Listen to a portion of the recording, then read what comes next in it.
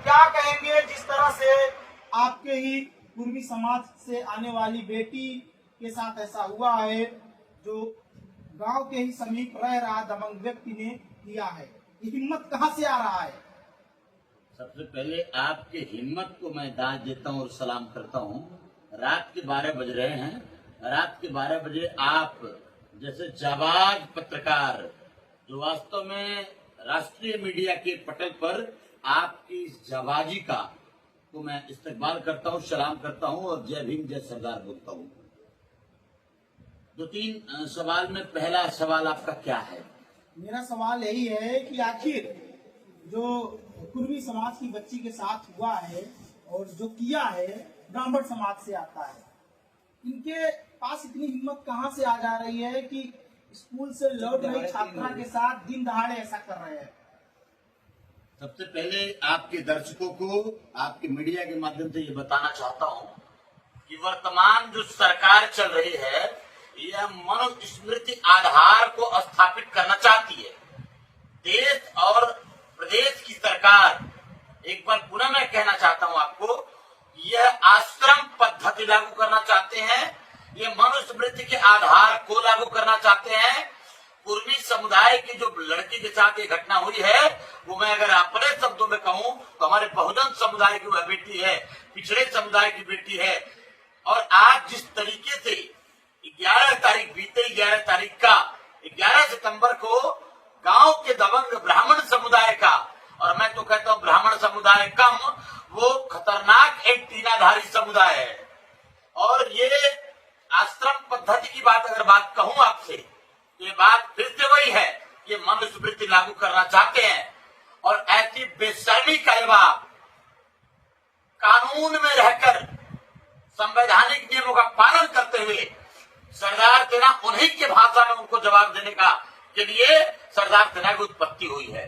दूसरा,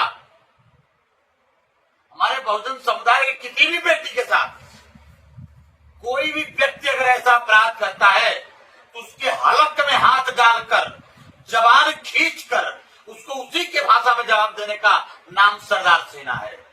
हम लोग रात को आए हैं, अगर 12 रात बज रहा है तो यह यकीन आपको दिला देते हैं कि हमारे प्रभारी महोदय हैं सरदार सेना के, जमुना पार प्रभारी, और इस प्रभारी महोदय के नेतृत्व में सरदार सेना हजारों लोगों के साथ उनकी एंटीना नोचकर उनकी गंदगी और उनकी दरिंदगी को उनके हाथों में थमा देगी। और जल्द ही मैं फिर कह रहा हूं कि आधी रात को आपसे बात कर रहा हूं और इस बात को संकल्पित होकर कि इनकी औकात इनके हाथ में संवैधानिक तरीके से हम लोग पहुंचा देंगे।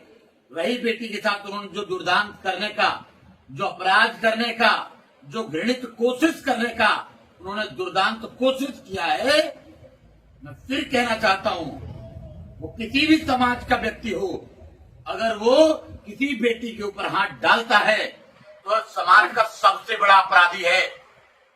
रही बात ब्राह्मण समुदाय का बेटा राहुल तिवारी,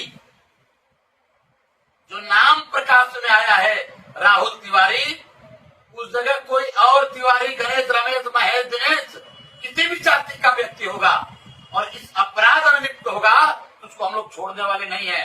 रही बात एंटीनाधारी की, तो ये वर्तमान सरकार में इनकी गर्मी थोड़ी ज्यादा बढ़ गई है, तो इनकी गर्मी शांत करने का काम, बेटी के साथ जो दुर्दांत अपराध कर रहे हैं, इनकी गर्मी शांत करने का काम सरदार सेना करेगी, न्यायिक तरीके से करेगी। उसके पिता वकील भी हैं।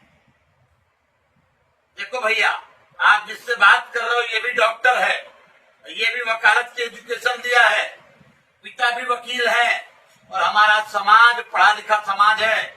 इस तरह के घृणित अपराध को कतई बर्दाश्त नहीं करेंगे। मैं फिर कहता हूँ आपके मीडिया के माध्यम से समाज के दर्शकों को, ऐसे दुर्दांत गंदे अपराधियों के गले में हाथ डालकर